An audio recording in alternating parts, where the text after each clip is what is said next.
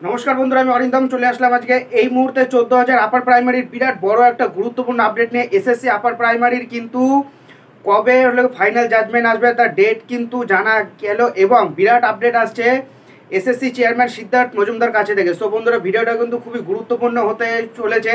আমি কিন্তু আমার আগের একটা ভিডিওতে বলেছিলাম যে জুলাই মাসে লাস্ট উইকে দেবে, বাট সেটা দেওয়ার কথা ছিল কিন্তু কোর্ট সেখানে দিল না। আমাদের কাছে যেটা আপডেট ছিল আমি কিন্তু সেটা বলেছিলাম। এখন আবার আপডেট চলে আসছে আগস্ট মাসের 10-11 তারিখের মধ্যে কিন্তু ফাইনাল জাজমেন্ট কিন্তু দিয়ে দিতে পারে হাইকোর্ট। এসএসসি সূত্র খবর এবং সিদ্ধার্থ মজুমদার কি বলছে এটা আমরা জেনে নেব। সো ভিডিওটা কন্টিনিউ করুন। অবশেষে 13,000-এরও বেশি শিক্ষক নিয়োগে জট কাটতে চলেছে, মুখ খুললেন এসএসসি চেয়ারম্যান সিদ্ধার্থ মজুমদার।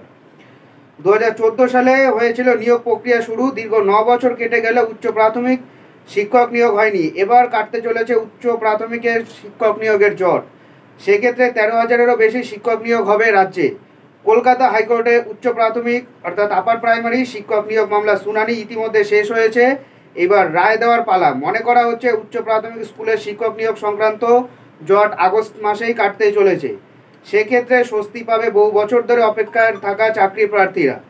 আগামী 10 থেকে 11 আগস্ট নাগাদ আপার প্রাইমারি মামলা চূড়ান্ত রায় দেবে কলকাতা হাইকোর্টের ডিভিশন বেঞ্চ। সংশ্লিষ্ট মামলার গতি প্রকৃতি এবং শুনানি দেখে ওয়াকিবল মহলের আশা রয়েছে নিয়োগের পক্ষেই রায় দেবে কলকাতা হাইকোর্ট। গত 18 জুলাই এই সংক্রান্ত মামলার রায়দান স্থগিত রেখেছিল বিচারপতি তপব্রত চক্রবর্তীর ডিভিশন বেঞ্চ।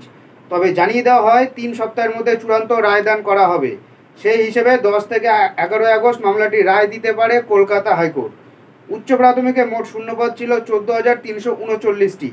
এসএসসির প্যানেলে 13,033 জনের নাম রয়েছে। আদালতের নির্দেশের সব তথ্য খতিয়ে দেখে 635 জন প্রার্থীকে বাতিল করেছে স্কুল সার্ভিস কমিশন। এর মধ্যে 559 জনের ক্ষেত্রে ওএমআর শিট এবং সার্ভারে প্রাপ্ত নম্বরের গড়মিল ধরা পড়ে। 74 জনের ওএমআর শিটে হোয়াইটনার দিয়ে সংশোধন করা হয়েছিল, সেই বিকৃতি ওএমআর শিটগুলো বাতিল করা হয়েছে। আর বাকি 2 জনের ক্ষেত্রে বিশেষ সংক্রান্ত কিছু গড়মিল ছিল। প্রসঙ্গত এসএসসি চেয়ারম্যান সিদ্ধার্থ মজুমদার বলেন, আশা রাখছি 10 থেকে 11 আগস্ট রায়দান হবে।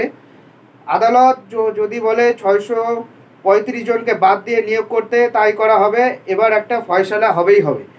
এবার কিন্তু মোটামুটি দুর্গাপুজোর আগেই কিন্তু নিয়োগ কিন্তু হয়ে যাবে। আগস্টের 10-11 তারিখ যদি রায়দান যদি দিয়ে দেয়, মোটামুটি এখনো সেকেন্ড ফেজ কাউন্সিলিং এখনো বাকি আছে।